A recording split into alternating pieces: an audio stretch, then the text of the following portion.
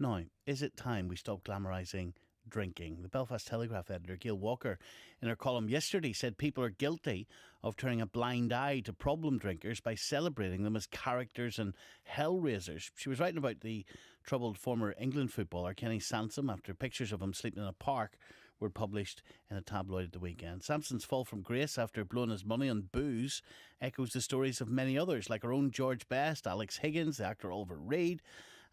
Paul Gascoigne's another example. Paul Gascoigne, by the way, is on the Nolan Live TV show tonight, 10:45 BBC One, when he talks about his fight against alcoholism and how he's fighting to stay alive.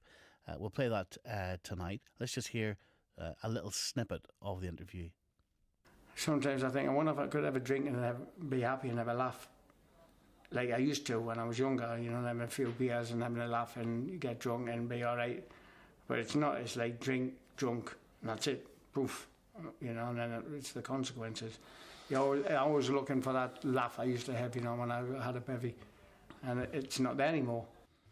You can watch that interview, as I say, tonight, 10:45 BBC One. The journalist Fionola Meredith is with us today. Morning to you, Fionola. Morning, Stephen. You're a Belfast Telegraph columnist as well. The commentator, Mike Buchanan. Morning to you, Mike. Yes, good morning, Stephen. Good morning. Fionola, do we glamorise booze? I think we really do, and I think we have a particularly big problem with that in this country. Of course, it's not just confined to Northern Ireland. We've seen it happen in plenty of other places. But it's almost like we have a particular difficulty with this here, and it is about glamorising it.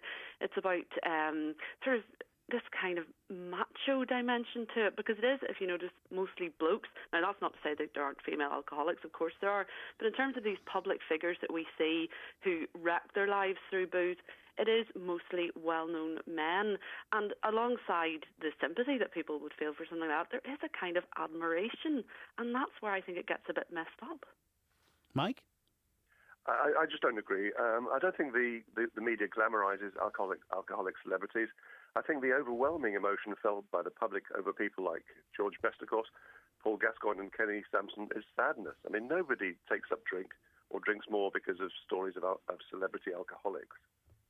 Well, I also think there's an extraordinary fascination with it. And again, I bring it back to Northern Ireland because I think we are particularly prone to this. Well, I mean, as a whole, Ireland has a problem with alcohol. It's certainly not confined to here. But there is something here that that's what I'm trying to get at here. It's more than just feeling sympathy for these characters. It's the admiration. It's like, it is this idea of hellraisers, that there's sort of these kind of larger-than-life characters, that there's something to sort of, I don't know, not admire perhaps, but there is a kind of just an extraordinary fascination with people like that. And, you know, it's a problem because you see it translated then into people drinking far too much themselves in their own lives, and sort of regaling their mates with how many pints they've had in a particular night. And of course, the person who can really stomach the alcohol is the person who's like, oh yeah, he's a real hard guy, and that is really messed up. I think we need to ask ourselves, you know, why it is that so many people are heavy drinkers. I mean, certainly more than a generation or two ago, and I think it is clearly attributable to more people being unhappy, even depressed. Now, 30 years ago in the UK, the ratio of male suicides to female suicides was 1.7 to 1, and last year it more than doubled to 3.5 to 1. So the suicide differential had doubled in the course of a generation, but the state has no interest in the matter. And suicide is the number one cause of death of men under 50, and you know, a good proportion of those. I mean, and that's quite outside of the men who basically are drinking themselves to death, because I mean those people will not be counted as suicides, but it is slow suicide. Yeah, and that is a huge problem. But I keep coming back. I think you're making it into a health thing, and it's much more than a health thing. It's a cultural thing. That won't change until we stop admiring men for drinking pint after pint after pint. I don't think people do admire men who do that. I mean, I think they do. In this country, they do. Well, you know, I mean, I think we need to ask, you know, why it is that, you know, that perhaps men in particular are drinking so heavily, and a lot of that I think is down to the destruction of the nuclear family and all that flows from that, including the financial ruin of men in the divorce courts. And 3/4 of divorces are filed for by women. And you know, some of the heaviest drinkers I've ever known have been fathers who denied access to their children after family breakdowns. And you're moving on to a very specific agenda here that's quite far from what we're talking about. No, I'm sorry. Anyone who works with fathers seeking access to their children in the family courts will have known quite a few alcoholics. Okay. Yeah, but men drink for all kinds of reasons. And some of those men kill themselves. Okay. Yeah, and that's awful. But, there's a much wider problem here that we're talking about. And, people become alcoholics for all kinds of reasons. Okay, 08459 555 678. Norman. Morning, Norman.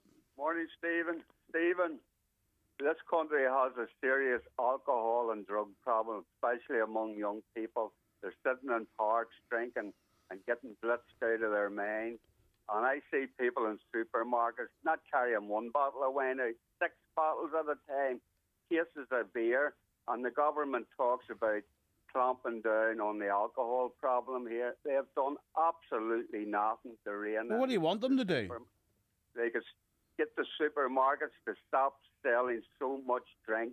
One case is enough for anybody, but I see trolleys full of it. They need to clamp down on the cheap alcohol that supermarkets are selling.